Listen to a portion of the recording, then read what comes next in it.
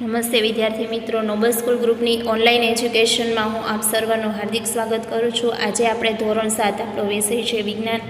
એમાં આપણું chapter number છે 5 એસિડ, બેઝ અને ક્ષાર। એમાં આપણે પેજ નંબર 53 ઉપર પહોંચ્યા છે। તો તમારી ટેક્સ્ટબુકનું પેજ નંબર 53 તમારે જોવાનું છે। આપણે આની પહેલાંના લેક્ચરમાં જાસૂદનું પરીક્ષણ આપણે જોયું હતું। જો એમાં અલગ અલગ જે તમને ઉપર કોષ્ટક 5.4 આપેલું છે એમાં તમારે નોંધવાનું છે કે પહેલાં રંગ કેવો છે અને પછી રંગ કહેવા છો। આ રંગીન પાણીનો સૂચક તરીકે શું કરવાનો છે, ઉપયોગ કરવાનો છે। આ સૂચકના 5 ટીપા કોષ્ટકમાં 5.4માં દર્શાવેલા પદાર્થમાં નાખવાના છે। જો આગળનું પેજ જે છે પેજ નંબર 52 એમાં જે આપણે સૂચક તૈયાર કર્યું છે જાસૂદના ફૂલ, ત્રણેય અલગ અલગ જે સૂચક છે એમાં તમારે આ પદાર્થ નાખીને જોવાનો કે એમાં કાંઈ ફેરફાર થાય છે કે નહીં। એસિડિક, બેઝિક તથા તટસ્થ દ્રાવણ ઉપર સૂચકની શું અસર થાય છે। જાસૂદના ફૂલનું સૂચક એસિડિક દ્રાવણને ઘેરા ગુલાબી એટલે કે મજેન્ટા અને બેઝિક દ્રાવણને લીલા રંગનું બનાવે છે। જો જાસૂદનો ફૂલનું સૂચક છે એ એસિડિક દ્રાવણ જે હશે, દાખલા તરીકે લીંબુ છે એ એસિડ જ, એમાં એસિડિક નામનું તત્વ રહેલું છે, તો હવે આપણે એની અંદર નાખશું તો શું થઈ જશે, ઘેરા ગુલાબી એટલે કે મજેન્ટા રંગનું થઈ જશે। હવે બેઝિક છે તો શેમ્પૂ છે એ કેવું હોય છે, આપણે સ્પર્શે ચીકણા હોય તો એને આપણે શું કહીએ, બેઝિક, તો આપણે એમાં શેમ્પૂ નાખશું, બેઝનું જે દ્રાવણ તૈયાર થયેલું છે તો એ કેવા કલરનું થઈ જશે શેમ્પૂ, તો કે લીલા રંગનું થઈ જશે। આ વસ્તુ તમારે યાદ રાખવાની છે કે જાસૂદના ફૂલનું સૂચક તૈયાર આપણે હોય છે એમાં એસિડિક દ્રાવણ નાખી તો એ કેવા કલરનું થઈ જાય છે, ગુલાબી એટલે કે મજેન્ટા રંગનું, અને બેઝિક દ્રાવણ હોય છે એ કેવા થઈ જાય છે, લીલા રંગનું થાય છે।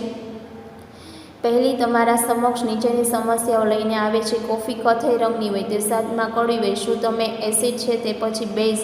જ્યાં સુધી તમે ચાખો નહીં ત્યાં સુધી તમે તેના સ્વાદ વિશે અજ્ઞાત હોવાને લીધે જવાબ આપી શકતા નથી। એટલે કે પહેલી નામની જે આ છોકરી છે એ તમને શું કરે છે, એક પ્રશ્ન પૂછે છે। પ્રવૃત્તિ 5.4 શિક્ષકો નીચે આપેલા મંદ રસાયણો તેમની પ્રયોગશાળા અથવા શાળાની નજીક આવેલી પ્રયોગશાળામાંથી મેળવવાની વિનંતી છે। Hydrochloric acid, sulphuric acid, sodium hydroxide, ammonium hydroxide. જો આ બધા પદાર્થો આપણે અત્યારે તો આપણે ન લઈ શકીએ, પણ જો સ્કૂલ ચાલુ હોય તો આપણે આ પ્રવૃત્તિ થઈ શકે અને એના દ્વારા આપણે શું કરીએ છીએ, જો દ્રાવણનું નામ શું છે તો કે મંદ હાઇડ્રોક્લોરિક એસિડ, એનું લિટમસ પત્ર કેવા આપણે ભૂરા અને લાલ રંગના લેવાના છે। ની હળદર ઉપર શું અસર થાય, અને જાસૂદની ત્રણેય વસ્તુ પર, લિટમસ પત્ર ઉપર, હળદર ઉપર અને જાસૂદના ફૂલ ઉપર એની અસર શું થાય છે એ નોંધવાની છે। પછી આપણે ઉપર જોઈએ હાઇડ્રોક્લોરિક એસિડ જોવાનું, પછી સલ્ફ્યુરિક એસિડ જોવાનું, સોડિયમ હાઇડ્રોક્સાઇડ જોવાનું અને એમોનિયમ હાઇડ્રોક્સાઇડ ઉપર આપણે જોવાનું કે એની ઉપર એની શું અસર થાય છે। જો તમારે પછી શું 5.3 જે પ્રવૃત્તિ છે એમાં આપણે જોઈએ તટસ્થીકરણ। આપણે શીખી ગયા છીએ કે એસિડ ભૂરા લિટમસ પત્રને શું બનાવે છે, લાલ, અને બેઝ લાલ લિટમસ પત્રને શું બનાવે છે, ભૂરું બનાવે છે। ચાલો આપણે જોઈએ કે જ્યારે એસિડ તથા બેઝ બંનેને ભેગા કરવામાં આવે ત્યારે શું થાય છે। આપણે એવા સૂચકોનો ઉપયોગ કરી જેનો આપણે અત્યાર સુધી ઉપયોગ કર્યો નથી, તેને ફિનોલ્ફેથલિન કહેવામાં આવે છે। એટલે જો અત્યાર સુધી આપણે એસિડ અને બેઝ વિશે જોયું, હવે એવા બીજા આપણે જે સૂચકો છે એના વડે જોઈએ કે એમાં એસિડ છે, બેઝ છે કે તટસ્થી પદાર્થ છે, તો એને શું કહેવામાં આવે, તટસ્થીકરણ। એસિડ અને બેઝ વિશે આપણે જોઈ ગયા, હવે આપણે શેના વિશે જોવાનું છે, તટસ્થીકરણ। એમાં કયા સૂચકનો ઉપયોગ કરવામાં આવે છે તો કે ફિનોલ્ફેથલિનનો। કસનળીના ચોથો ભાગમાં મંદ હાઇડ્રોક્લોરિક એસિડ વડે તેના રંગની નોંધ કરો, ફિનોલ્ફેથલિનના રંગની પણ નોંધ કરો। એસિડ 2 થી 3 ટીપા નાખો, આ સૂચકનો ઉમેરો। હવે હળવેથી કસનળી હલાવો, તમને એસિડના રંગમાં થતો કોઈ ફેરફાર દેખાશે। હવે ડ્રોપરની મદદ વડે સોડિયમ હાઇડ્રોક્સાઇડના દ્રાવણનું શું કરવાનું છે, એક ટીપું ઉમેરવાનું। કસનળીને હળવેથી શું કરવાની છે તો કે હલાવવાની છે। હવે ટીપે ટીપે સોડિયમ હાઇડ્રોક્સાઇડના દ્રાવણને ઉમેરતા જાઓ, જ્યાં સુધી ગુલાબી રંગ અદૃશ્ય ન થાય ત્યાં સુધી શું કરવાનું છે, એ ટીપા આપણે ઉમેરવાના છે। હવે હાઇડ્રોક્લોરિક એસિડનું એક ટીપું નાખવાનું, દ્રાવણમાં ફરીથી રંગ વિહીન બને છે। ફરીથી સોડિયમ હાઇડ્રોક્સાઇડનું એક ટીપું ઉમેરો, શું એમાં કોઈ રંગમાં ફેરફાર થાય છે કે નહીં, ગુલાબી રંગનું બને છે કે નહીં। એ સ્પષ્ટ છે કે જ્યારે દ્રાવણ બેઝિક પ્રકૃતિનું હોય છે ત્યારે ફિનોલ્ફેથલિન ગુલાબી રંગ આવે છે, અને બીજી રીતે જ્યારે દ્રાવણ એસિડિક હોય છે ત્યારે તે શું થઈ જાય છે, રંગવિહીન। જો ફિનોલ્ફેથલિન નાખવામાં આવે, દ્રાવણ બેઝિક હશે તો એમાં શું થઈ જાય છે, ગુલાબી, અને જો એસિડિક હોય તો એમાં શું થાય છે, એમાં કંઈ રંગ તમને દેખાતો નથી, તો એને શું કહેવામાં આવે છે। જો તમારે એક વખત જો એસિડ પ્લસ સૂચક અને એસિડ પ્લસ સૂચક ઉમેરેલું હોય તો તમે એમાં જો એ બે ફિનોફેથલિન એની સાથે ઉમેરો તો એમાં કાંઈ ફરક પડતો નથી, પણ એસિડ પ્લસ બેઝ પ્લસ સૂચક અને પ્લસ ફિનોફેથલિન એમાં ઉમેરો તો એનો રંગ કેવો થઈ જાય છે તો કે ગુલાબી રંગનો થઈ જાય છે. જો તમને નીચે તટસ્થીકરણની પ્રક્રિયા તમને આકૃતિ આપેલી છે એમાં જોઈ શકો છો, એસિડ પ્લસ સૂચક ઉમેરો છો ત્યારે એમાં રંગવી એટલે કે એક પણ પ્રકારનો રંગ નથી, પણ જો એમાં પાછળથી બેઝ ઉમેરવામાં આવે છે ને પ્લસ એમાં ફિનોફેથલિન ઉમેરવામાં આવે છે તો એમાં જો રંગ થોડો ઘણો ફેરફાર દેખાય છે ને પછી કેવો થઈ જાય છે તો કે એ ગુલાબી રંગનો થઈ જાય છે.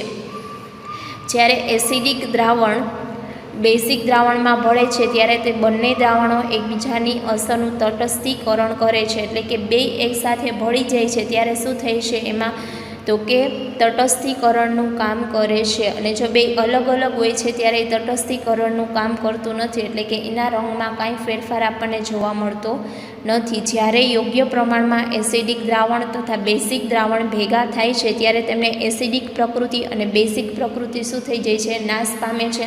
એટલે કે બે વસ્તુ જ્યારે એકસરખી ભેગી થઈ જાય તો એમાંથી શું થઈ જાય, એસિડ અને બેઝ એકબીજાની સાથે શું થાય છે એટલે કે મિક્સ થઈ જાય છે. એ પ્રક્રિયાને શું કહેવામાં આવે છે તો કે તટસ્થીકરણની પ્રક્રિયા. બાદ તરત જ કસનળીને સ્પર્શ કરો તમને શું અનુભવ થાય છે, તટસ્થીકરણની પ્રક્રિયામાં હંમેશા ઉષ્મા ઉત્પન્ન થાય છે. જો આ એસિડ અને બેઝ આપણે બે સાથે મિક્સ કરીએ તો એમાંથી શું થઈ જાય છે, ઉષ્મા ઉત્પન્ન થાય છે, એટલે કે વિમુક્ત થાય છે. ને મુક્ત થતી ઉષ્મા મિશ્રણના તાપમાનમાં શું કરે છે, વધારો. એસિડ જો તમે જોયું હશે કે એસિડ આપણે કોઈ પણ વસ્તુ એસિડ નાખીએ છીએ એકદમ શું છે, જ્વલંત પદાર્થ છે, એની સાથે બેઝ આપણે નાખીએ તો એમાંથી શું થશે તો કે ઉષ્મા એટલે કે ધુમાડા તમને દેખાતા જ હોય તો એ બેયથી શું થાય છે એટલે કે ગરમી એમાં ઉત્પન્ન થાય છે. તટસ્થીકરણની પ્રક્રિયામાં નવા પદાર્થનું નિર્માણ થાય છે જેને શું કહેવામાં આવે છે, ક્ષાર કહેવામાં આવે છે. જો તટસ્થીકરણની પ્રક્રિયામાં જે નવો પદાર્થ આપણને એસિડ અને બેઝ જે મિક્સ કરીને ત્રીજો જે નવો પદાર્થ આપણને દેખાય છે એને આપણે શું કહી શકીએ તો કે ક્ષાર કહી શકીએ.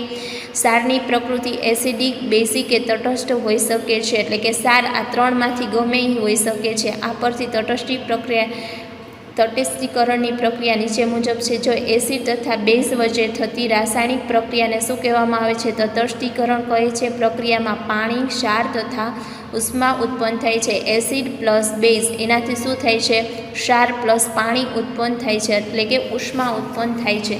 જો એનું સૂત્ર શું થઈ જાય તો કે હાઇડ્રોક્લોરિક એસિડ એટલે કે HCl પ્લસ સોડિયમ હાઇડ્રોક્સાઇડ એટલે શું થાય તો કે NaOH એ બેથી શું બની જાય છે તો કે સોડિયમ ક્લોરાઇડ એટલે NaCl પ્લસ પાણીનું અણુસૂત્ર શું છે તો કે H2O. રોજિંદા જીવનમાં તટસ્થીકરણ અપચો આપણા જઠરમાં હાઇડ્રોક્લોરિક એસિડ હોય છે. તમે પ્રકરણ 2માં આપણે જો મનુષ્યનું પાચન તંત્ર વિશે આપણે શીખી ગયા હતા, પરંતુ વધુ પડતો એસિડ જઠરમાં ભેગો થાય ત્યારે આપણને શું થઈ જાય છે, અપચો. એટલે કે ઘણી વખત જો કોઈને એસિડિટીની એવી પ્રોબ્લેમ થાય છે ત્યારે શું થાય છે તો કે એના જઠરમાં વધુ પડતું જ્યારે એસિડવાળો પદાર્થ જે ખોરાક હોય છે એ લેવાથી એના શરીરમાં શું થઈ જાય તો કે અપચો થઈ જાય છે. આ અપચામાંથી મુક્ત થવા આપણે પ્રતિ એસિડ ગુણધર્મ ધરાવતો મિલ્ક ઓફ મેગ્નેશિયા લઈએ છીએ, જે મેગ્નેશિયમ હાઇડ્રોક્સાઇડ ધરાવે છે, જે વધુ પડતું એસિડની અસરનું તટસ્થીકરણ. જો જેને એસિડિટી થઈ હોય છે એ શું કરે છે, ઓલો ઈનો પીવે છે. એમાં કયું તત્વ રહેલું હોય છે તો કે magnesium hydroxide. A milk of magnesia એમાં રહેલું હોય છે. એનાથી શું થાય છે, એના જઠરમાં જે એસિડ વધુ પ્રમાણમાં હોય છે જો એ પીવાથી એના શરીરમાં શું થઈ જાય છે તો કે એસિડનું પ્રમાણ ઓછું થઈ જાય. જો તમે ઈનો પીવો છો પાણીની અંદર નાખો તો એની અંદરથી શું હોય છે, જો એસિડ એમાં મંદ જે મિલ્ક ઓફ મેગ્નેશિયા છે એને કારણે શું થઈ જાય છે, ઓછું થઈ જાય. પછી કીડીની કરડવું, જો કીડી કરડવાથી એના ડંખમાંથી આપણને શું તો કે ફોર્મિક નામનું એસિડ આપણા શરીરમાં દાખલ થાય છે. ફોર્મિક એસિડ નામનું એસિડિક દ્રવ્ય આપણા શરીરમાં જે શું થઈ જાય છે, ચામડીના ઉપર આપણને ડંખ મારે છે એના કારણે આપણા શરીરમાં એ અંદર આવે છે. આ એસિડની અસરને દૂર કરવા માટે આપણે બેકિંગ સોડા એટલે કે સોડિયમ હાઇડ્રોજન કાર્બોનેટ અથવા કેલેમાઇન દ્રાવણને ચામડી ઉપર ઘસવું જોઈએ જે ઝીંક કાર્બોનેટ ધરાવતું હોય. જો કીડી કરડે તો આપણને બેકિંગ સોડા બધાના ઘરે હોય એ આપણે મેળવીએ. થેન્ક યુ વિદ્યાર્થી મિત્રો. આના પછીના લેક્ચરમાં આપણે બીજું